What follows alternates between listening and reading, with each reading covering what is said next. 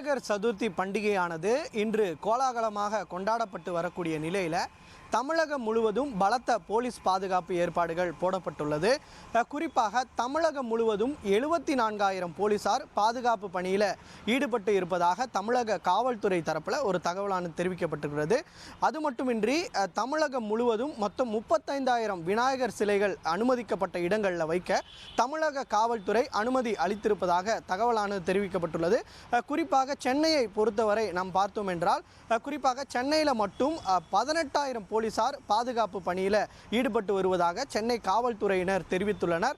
அதே போல சென்னை முழுவதிலும் அனுமதிக்கப்பட்ட இடங்களில் 1519 விநாயகர் சிலைகள் வைக்க சென்னை காவல்துறை அனுமதி அளிக்கப்பட்டு தற்போது அவைகள் வைக்கப்பட்டு வழிபாடு செய்யப்பட்டு வருகிறது.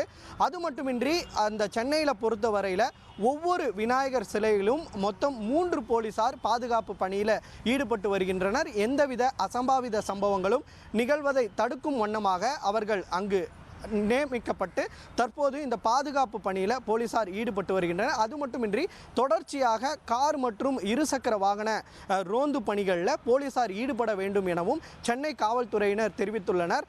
குறிப்பாக அந்த விநாயகர் சிலைகள் வைக்கப்பட்ட இடங்களை சுற்றிலும் சிசிடிவி கேமராக்கள் பொருத்தப்பட்டு தொடர்ச்சியாக அதில் ஏதேனும் அசம்பாவித சம்பவங்கள் நடைபெறுகிறதா என்பதை கண்காணிக்கவும் சென்னை காவல்துறையினர் தரப்பில் ஒரு உத்தரவானது பிறப்பிக்கப்பட்டுள்ளது. இன்று விடுமுறை நாள் என்பதால் முக்கிய இடங்களாக அதை பார்க்கக்கூடிய பொதுமக்கள் அதிக கூடும் இடங்களாக பார்க்கக்கூடிய மெரினா கடற்கரை, மால்கள் மற்றும் பார்க் உள்ளிட்ட இடங்கள்லையும் போலீசார் பாதுகாப்பை பலப்படுத்தி இருக்கிறார்கள். அங்கு மட்டும் 10க்கும் மேற்பட்ட காவல்துறையினர் தொடர்ச்சியாக ரோந்து பணிகளில் ஈடுபட்டும் அங்கு எந்தவிதமான அசம்பாவிதமும் நிகழாமல் தடுப்பதற்காக அங்கேயும் போலீசார் பாதுகாப்பு பணியில் ஈடுபட்டு வருகின்றனர்.